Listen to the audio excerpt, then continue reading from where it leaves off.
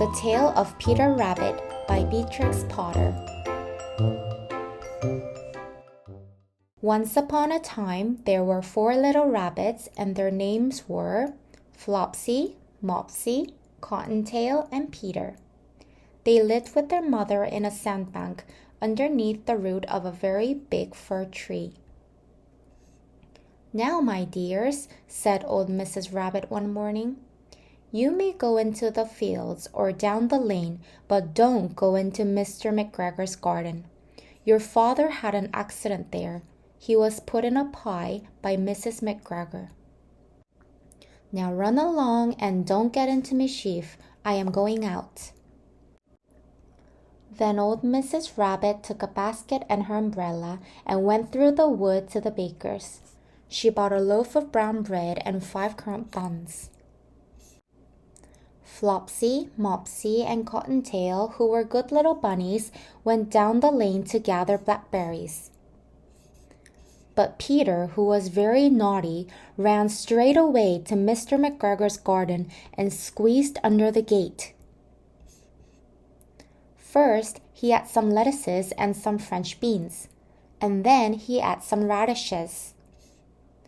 And then, feeling rather sick, he went to look for some parsley. But round the end of a cucumber frame, whom should he meet but Mr. McGregor? Mr. McGregor was on his hands and knees planting out young cabbages, but he jumped up and ran after Peter, waving a rake and calling out, "Stop, thief!" Peter was most dreadfully frightened. He rushed all over the garden, for he had forgotten the way back to the gate. He lost one of his shoes among the cabbages and the other shoe amongst the potatoes. After losing them, he ran on 4 legs and went faster, so that I think he might have got away altogether if he had not unfortunately run into a gooseberry net and got caught by the large buttons on his jacket. It was a blue jacket with brass buttons, quite new. Peter gave himself up for lost and shed big tears. But his sobs were overheard by some friendly sparrows who flew to him in great excitement and implored him to exert himself. Mr. McGregor came up with a sieve which he intended to pop upon the top of Peter, but Peter wriggled out just in time, leaving his jacket behind him, and rushed into the tool shed and jumped into a can.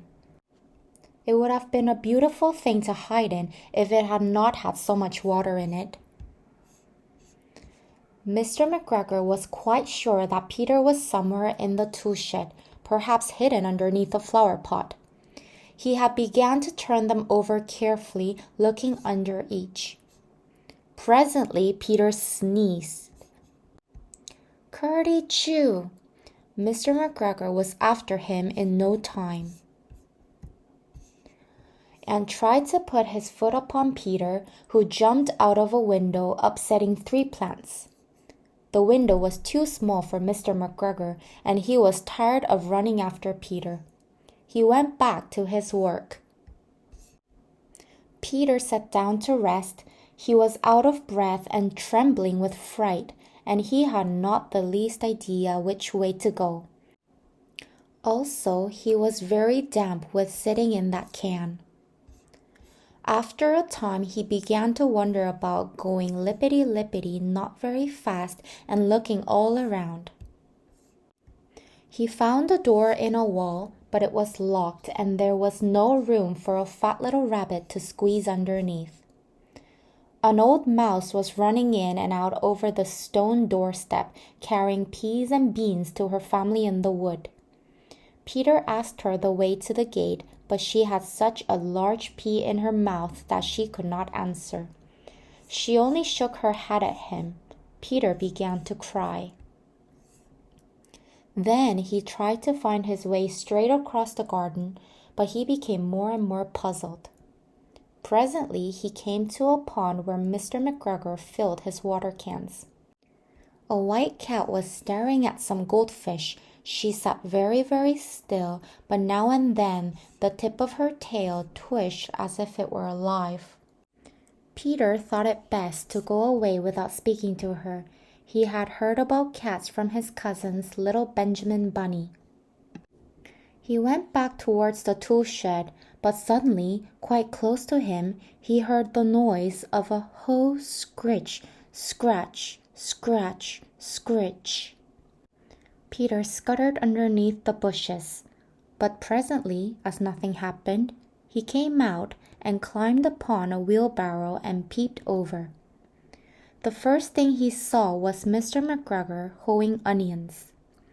His back was turned towards Peter, and beyond him was the gate.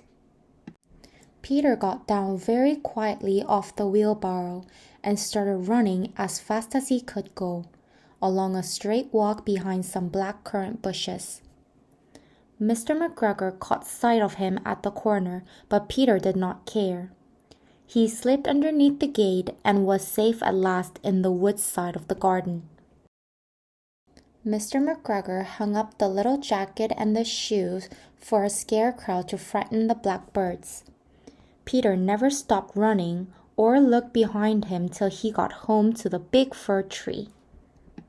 He was so tired that he flopped down upon the nice soft sand on the floor of the rabbit hole and shut his eyes. His mother was busy cooking. She wondered what he had done with his clothes. It was the second little jacket and pair of shoes that Peter had lost in a fortnight. I am sorry to say that Peter was not very well during the evening. His mother put him to bed and made some chamomile tea, and she gave a dose of it to Peter. 1 tablespoonful to be taken at bedtime. But Flopsy, Mopsy, and Cottontail had bread and milk and blackberries for supper.